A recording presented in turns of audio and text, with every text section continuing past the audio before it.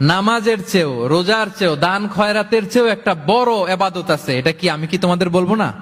সাহাবারা তো অবাক, নামাজের চেয়েও বড় ইবাদত, রোজার চেয়েও বড়, দানের চেয়েও বড়। ক্বালু বালা ইয়া রাসূলুল্লাহ।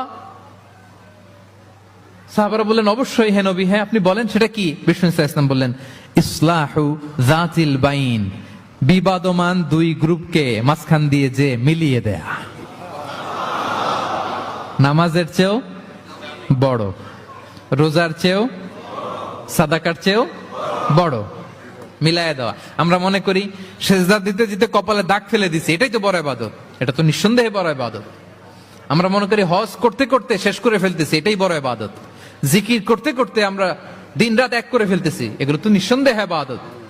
কিন্তু দুই ভাই বিবাদমান দুই গ্রুপের মধ্যে আপনি যদি মিলিয়ে দেন, এগুলো নফল রোজা, নফল দান, নফল সালাতের চেয়েও বেশি সওয়াবের কাজ। পড়েন সুবহানাল্লাহ।